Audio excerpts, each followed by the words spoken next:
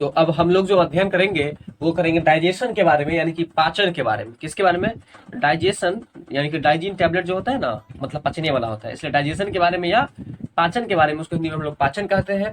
तो ये डाइजेशन के बारे में समझो क्या है। भोजन के पाचन की क्रिया मुख से आरंभ होती है। पहला क्वेश्चन यहाँ पर आ रही है कि आरंभ की बात जब भी आई कि पचने की क्रिया शुरुआत कहाँ से होती है, तो ये शुरुआत होती है मुख से, या इसके अंदर मुख गुहा भी रह सकता है।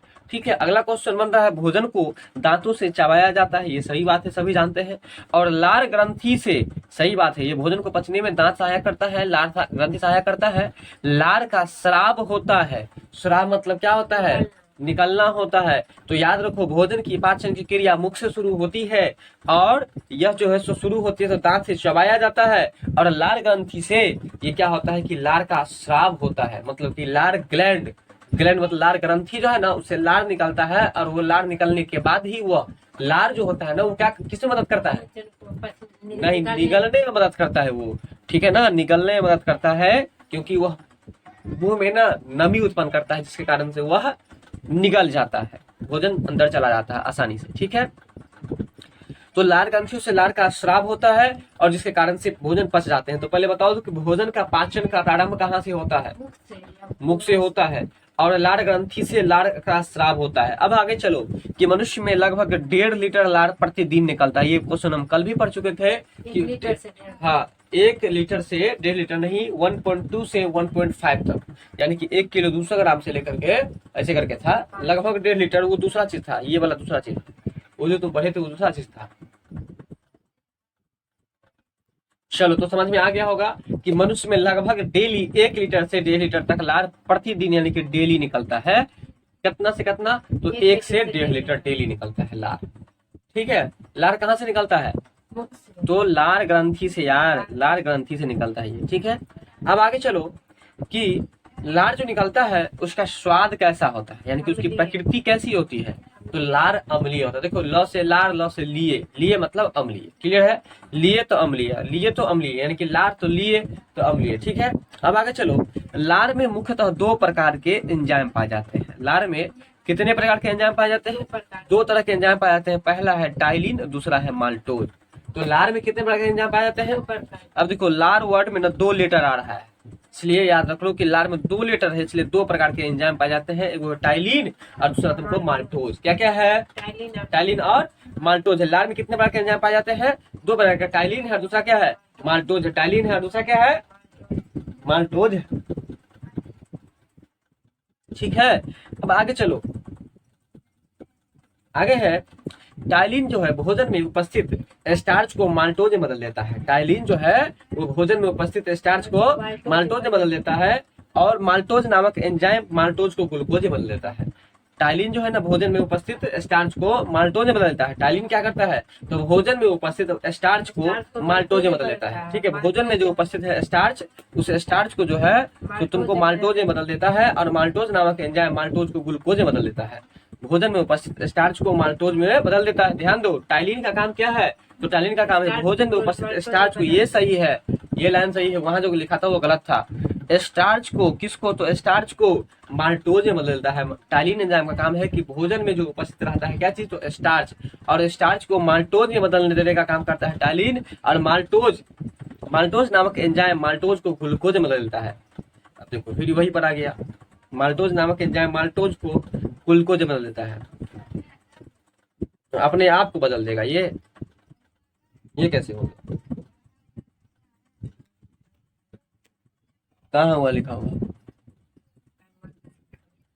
ठीक है, चलो हम बात करते हैं टाइलिन में। टाइलिन जो है भोजन में उपस्थित स्टार्च को माल्टोज में बदल देता है। सही है कि टाइलिन का काम क्या है बताओ? टाइलिन का काम है कि भोजन में जो पाया जाता है स्टार्च, उस स्टार्च को ना मतलब माल्टोज में बदलने का काम होता है। किसका? टाइलिन का। ठीक है, अब आगे चलो, टाइलिन का काम क्या है? स्टार्च को माल्टोज में बदलना। ध्यान से फिर से सुनो, टाइलिन का काम है, माइंड में सेट करो, भोजन में उपस्थित स्टार्च को माल्टोज में बदल देना। अब आगे है कि लाइसोसोम एंजाइम के बारे में। भोजन में उपस्थित हानिकारक जीवाणु को नष्ट कर देता है।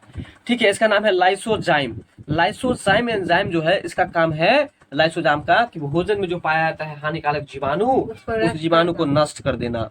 भोजन में उपस्थित लाइसो, देखो शरीर में कैसे मतलब शरीर का निर्माण किया गया है कि उसमें ही ऐसी ऐसी ग्रंथि है कि जहां पर खतरे की बात होती है उसको संभालने का भी काम करता है वो उदग्रंथि। ये लाइसोसोम एंजाइम जो है भोजन में उपस्थित जीवाणु को क्या करता है, वो नष्ट कर देता है। तो लाइसोसोम का काम क्या है कि भोजन में उपस्थित जीवाणु को नष्ट करना। सीधे डायरेक्ट याद रखो, भोजन में उपस्थित नहीं याद रखना है, सीधे जीवाणु को नष्ट करना।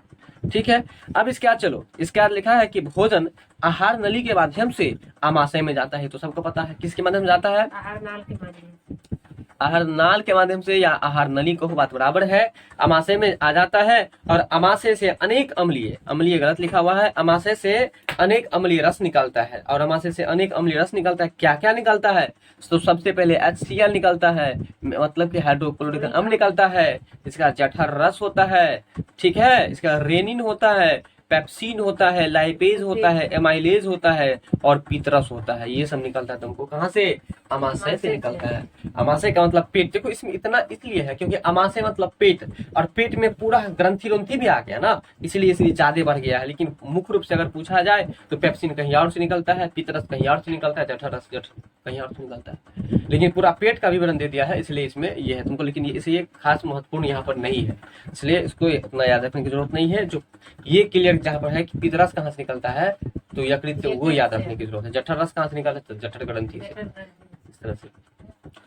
अब चलो, भोजन को ये क्या करता है, तो अम्लीय बनाता है। कौन, तो हाइड्रोक्लोरिक अम्ल। ठीक है, भोजन के अमाशय में पहुंचने पर, जैसे ही भोजन अमाशय में पहुंचता है तो हाइड्रोक्लोरिक अम्ल निकलता है, और वो हाइड्रोक्लोरिक अम्ल क्या करता है, तो एंजाइम की प्रक्रिया यानी कि पचने की क्रिया को तीव्र कर देता है, तेज कर देता है। और सबसे महत्वपूर्ण ये भी याद रखने की बात है कि अमाशय में जब भोजन पहुंचता है तो उसका प्रकृति कैसा आता है, मतलब उसका स्वाद कैसा आता है, तो अम्लीय हो जाता है। स्वाद नहीं पूछेगा, प्रकृति जरूर पूछेगा, जो कि अम्लीय हो जाता है। ठीक है, और अम्ल का स्वाद कैसा होता है।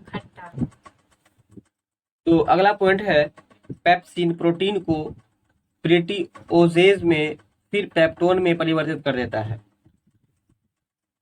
रेनिन दूध में घुलनशील, रेनिन का काम है कि दूध में घुलनशील प्रोटीन केसिन को कैल्शियम पेसकेसिनेट में बदल दूध को दही में परिवर्तित करता है। लाइपेज इमल्सीकृत वसाओं को वसा अम्ल में और ग्लिसरॉल में बदल देता है।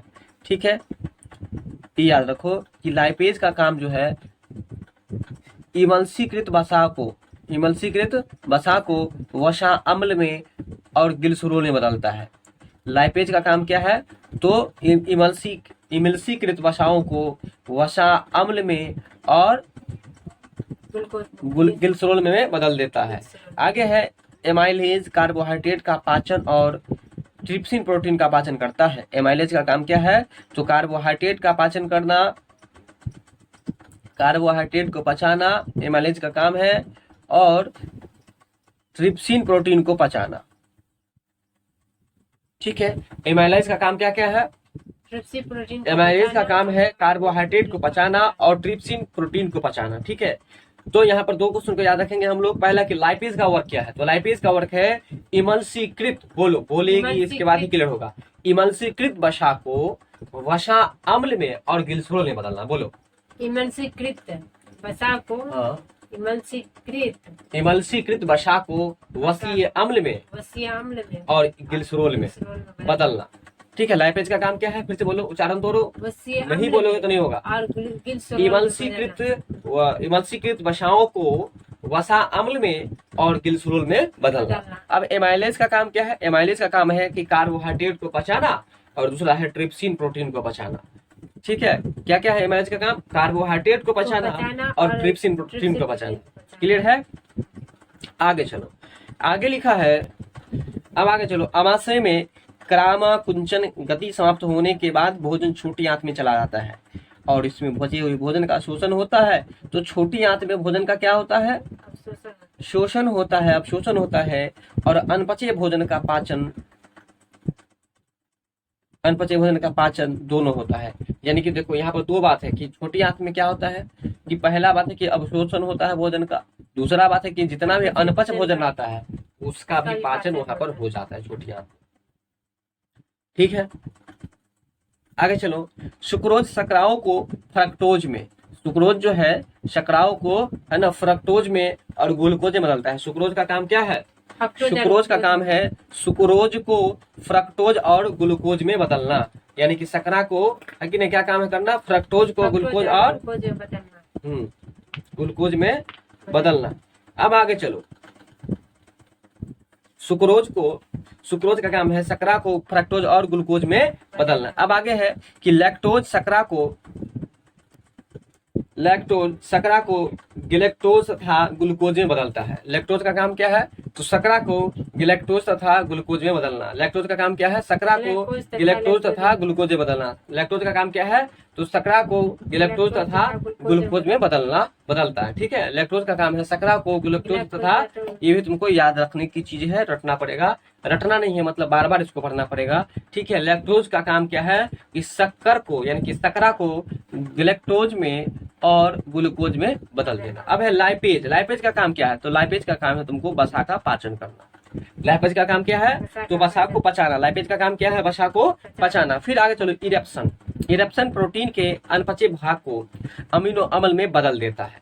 इरेप्शन का काम है कि प्रोटीन के अनपचे भाग को, इरेप्शन का काम क्या है? प्रोटीन के अनपचे भाग, प्रोटीन का जो कुछ भाग अनपच हो जाता है मतलब पचता नहीं है, उसको अमीनो अम्ल में बदल देना। ठीक है, तो इरेप्शन प्रोटीन के अनपचे भाग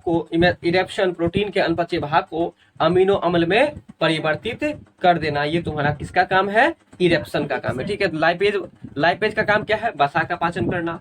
ठीक है, लैक्टोज का काम क्या है? शकरा को ग्लूकोज और मतलब गिलेक्टोज और ग्लूकोज में बदलना। ठीक है,